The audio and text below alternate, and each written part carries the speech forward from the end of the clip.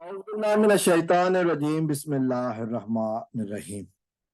हिरासत Pakistan versus Zaheer Ahmad case के हवाले से बात करेंगे। और इस वीडियो में जो मैं बात करना चाहूँगा, ज़हीर के सोशल मीडिया बैंक की तरफ से जो हरकत एक सामने आई है, उस हवाले से हम बात करेंगे। अगर आप मेरे चैनल पर नए आए हैं तो मेरे चैनल को सब्सक्राइब कर लीजिए ताकि हमारा आपका रिश्ता आने वाली वीडियोस में भी कायम रहे। तो मैं बात कर रहा था ज़हीर का सोशल मीडिया विंग के हवाले से।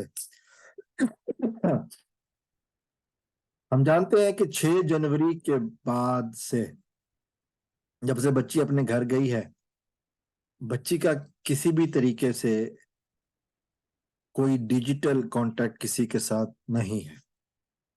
बच्ची के पास कोई गैजेट नहीं है, कोई मोबाइल नहीं है, कोई टैबलेट नहीं है, और बच्ची खुद पसंद नहीं करती, ये उसकी अपनी चॉइस के ऊपर है। उसके घर में उसके साथ किसी किस्म की कोई जबरदस्ती नहीं की जा रही।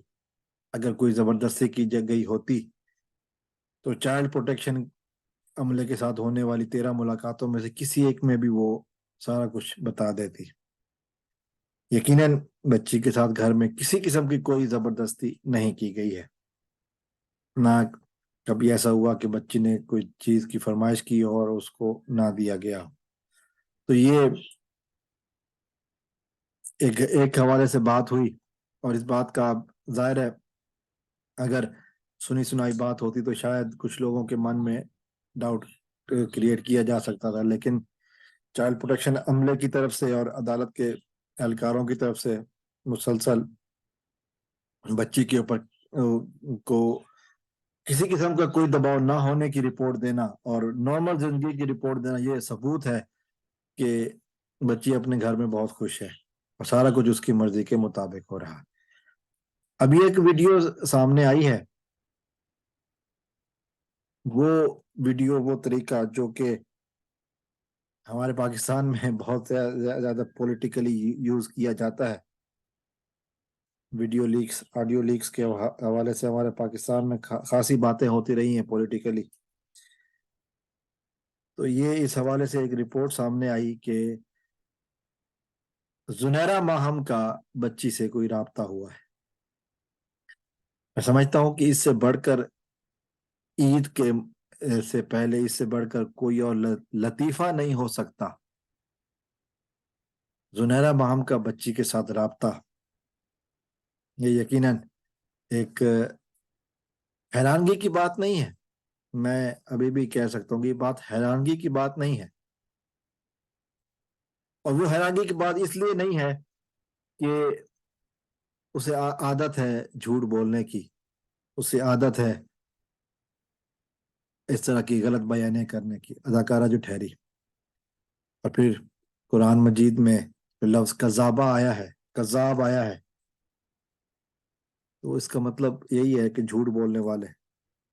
अगर कोई ये कहे कि हमें इन लोगों से किसी किस्म की कुछ सच की तवक्को है, तो यकीनन ये एक काम ख्याली से बढ़कर कुछ भी नहीं है, क्योंकि ये लोग सच बोल नहीं सकते।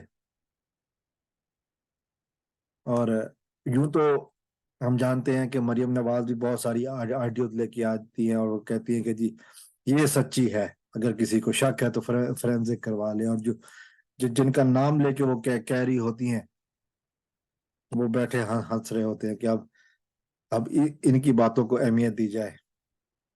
मेरे ख्याल में ये इससे बढ़कर और कोई बात नहीं हो सकती। वो बच्ची अपने घर में खुश, और उसने जो बयान दिया है, इसके बाद से ये वीडियो का आना घिसियानी बिल्ली खंबा नोचे वाली बात है। इसके बाद से ये वीडियो साबित करती है कि ये किस कदर बौखलाए हुए हैं, किस कदर अपने आप को अ, इस पूरे गैंग की में जो इनकी सहूलतकारी थी उसमें ये किस कदर अपने आप को जम कर चुके हैं। क्योंकि बच्ची ने बहुत सारे नाम लिए हैं और अभी भी कुछ नाम सामने आ रहे हैं, तो यकीनन इस चीज का अब अंदाजा लगाने में कोई हर्ज नहीं, कोई छुपी हुई बात नहीं है कि ये गैंग का और इसके सहूलतकारों का कितना बड़ा किरदार रहा। तो बहरहाल वो वीडियो ایک لطیفہ سمجھ کر انجوائے کی جائے، ایک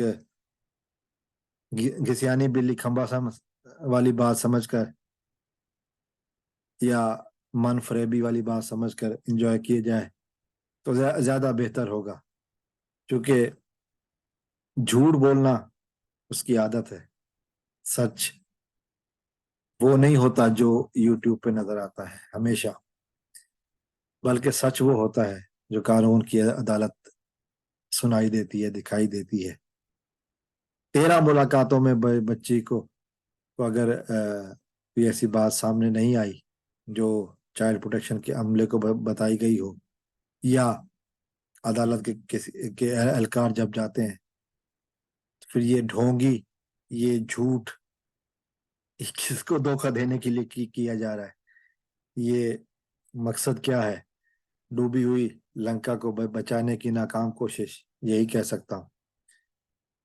کیپ اٹ اپ، لیکن اپنے ان فالوورز کے لیے جو شاید تمہاری بات مان لیں، لیکن جو حقیقت ہے وہ عدالت، قانون، معاشرہ، کمیونٹی سب جانتے ہیں۔ السلام علیکم ورحمۃ اللہ۔ پاکستان زندہ باد۔